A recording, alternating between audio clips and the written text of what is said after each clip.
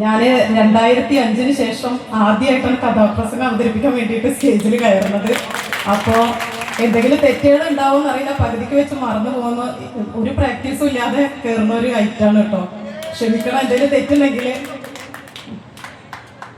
ജനനീ ജന്മഭൂമി ജയ ജയ ഭാരത ഭൂമി, ജനകോടികളുടെ ആശാസുരഭിലം സുന്ദര മാതൃഭൂമി. കലയുടെ ശ്രീകോവിലെ സ്നേഹത്തിന്റെ നറുമാല്യങ്ങൾ അർപ്പിച്ചുകൊണ്ട് ഞാൻ ആരംഭിക്കുന്നു. കന്യാകുമാരി മുതൽ കാശ്മീർ വരെ നീണ്ടു പരന്നു കിടക്കുന്ന വിശാലമായ നമ്മുടെ ഭാരതം, വർത്തകന്മാരായി വന്ന് വന്ധ്യഭൂമിയെ കൈപ്പിടിയിൽ ഒതുക്കിയ വിദേശീയരെ വിട്ടുവീഴ്ചയില്ലാത്ത സമരത്തിലൂടെ തുരത്തി ബാപ്പുജിയും കൂട്ടുകാരും നമുക്ക് സ്വതന്ത്രമാക്കി തന്നു ഭാരതം.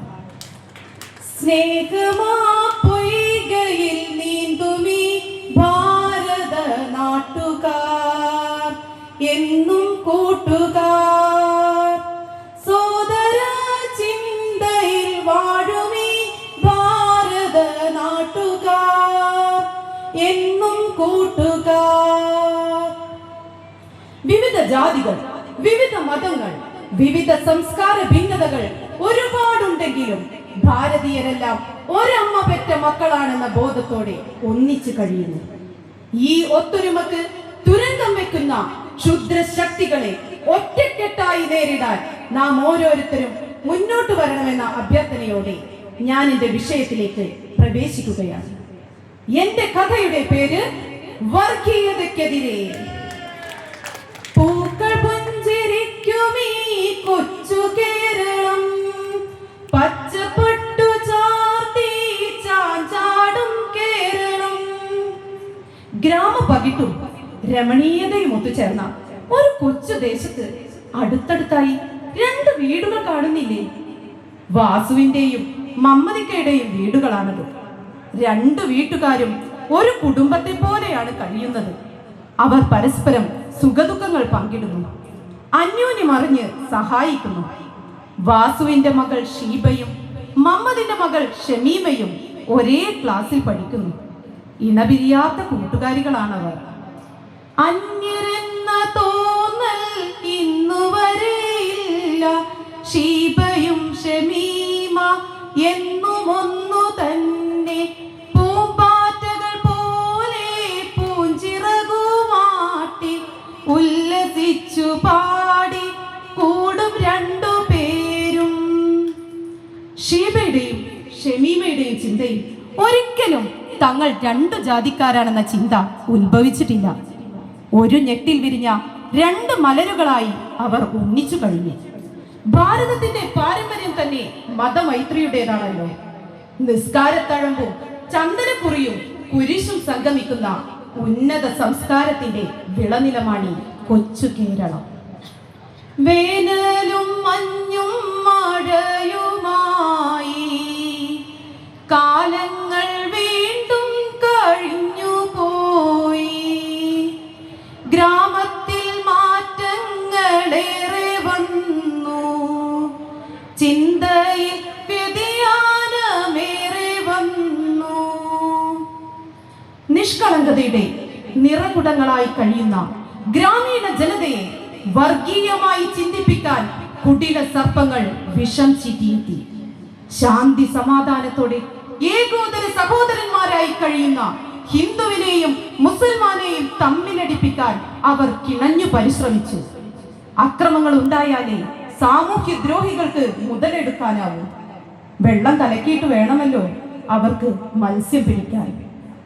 ഒരു സുപ്രഭാതം, ബാങ്കുവിളി, പള്ളിമണി, അമ്പലത്തിൽ നാമജപം, ഭക്തിയോടെ സർവശക്തൻ തന്റെ മുമ്പിൽ ആരാധന. അയ്യപ്പനും അവറാനും അബ്രഹാമും അവരുടെ മനസ്സിലെ ചിന്താഗതിക്കനുസരിച്ച് ആരാധനാലയങ്ങളിൽ പോയി. സർവശക്തനെ അതിരാവിലെ ധ്യാനിച്ച് എല്ലാവരും ഒരുമിച്ച് കൂടിയത് ഒരേ സ്ഥലത്താണ്, കവലയിലെ അബ്ദുവിന്റെ ചായക്കടയിൽ. അവിടെ ഒരു ചർച്ച പൊടി പൊടിക്കുകയാണ്. കാരണം എന്താണെന്നോ?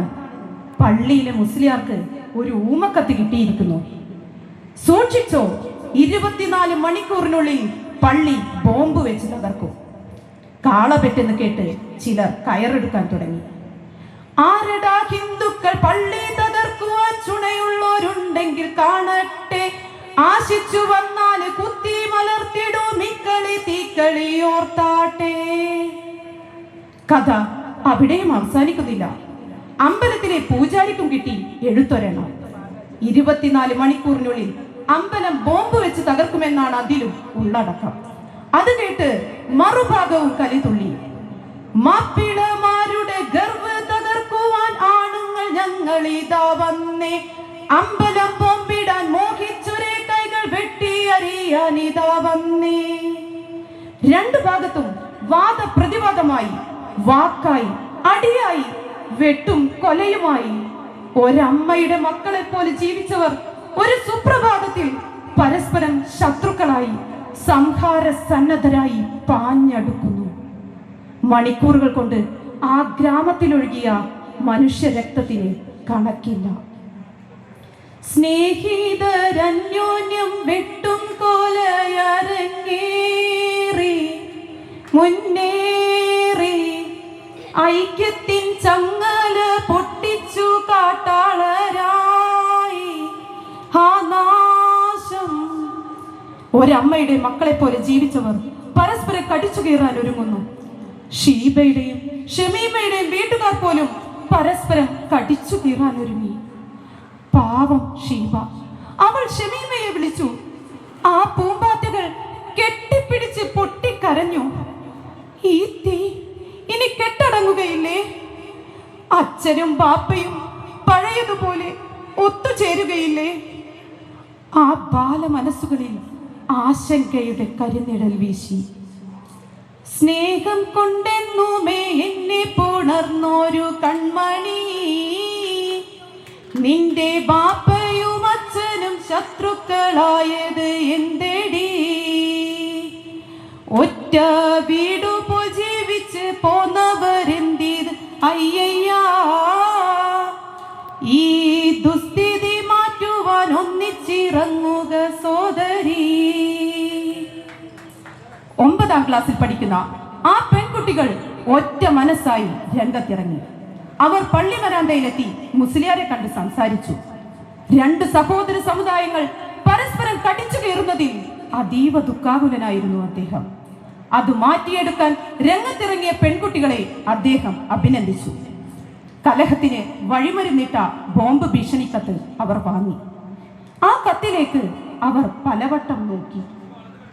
വെട്ടിത്തിരുത്തിയ അക്ഷരങ്ങൾ, വികലമായുള്ളൊരു കൈപ്പടയും, എവിടെയോ കണ്ടു മറന്ന പോലെ ബാലികമാരിൽ സന്ദേഹമായി.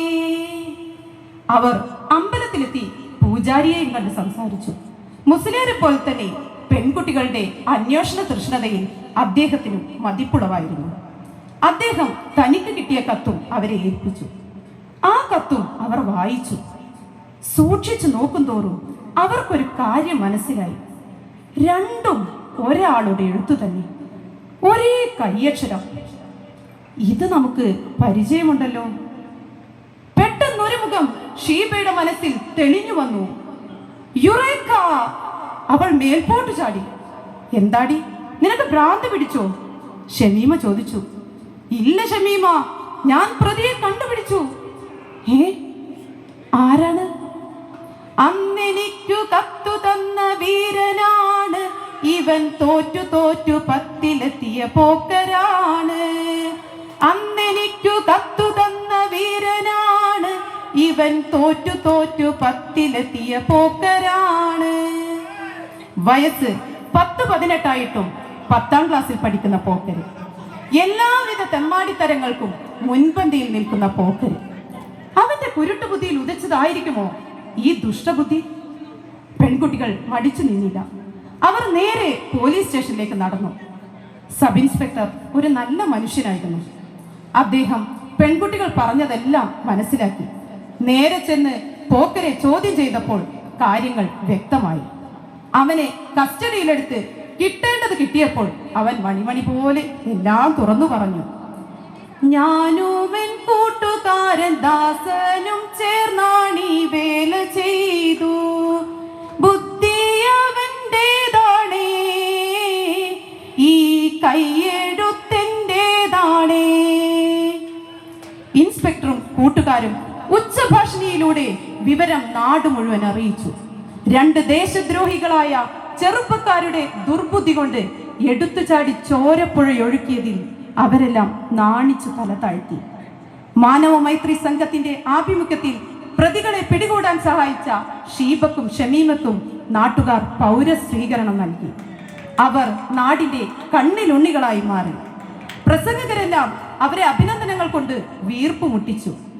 നാട്ടുകാർ അവർക്ക് നൽകിയ പണക്കിഴി വെള്ളപ്പൊക്ക ദുരിതാശ്വാസ ഫണ്ടിലേക്ക് സംഭാവന ചെയ്യാനും ആ പെൺകുട്ടികൾ മറന്നില്ല. പിരിഞ്ഞു പോകുമ്പോൾ അധ്യക്ഷൻ പറഞ്ഞ വാക്കുകളായിരുന്നു എല്ലാവരുടെയും മനസ്സിൽ. മനുഷ്യരെ, നമ്മൾ ഒന്നാണ്. ഇന്ന് നടക്കുന്ന, ഇനിയും നടക്കാനിരിക്കുന്ന എല്ലാ വർഗീയ ലഹളകളുടെയും പിറകെ ഇത്തരമൊരു കുൽസിത ശ്രമമുണ്ടാകും.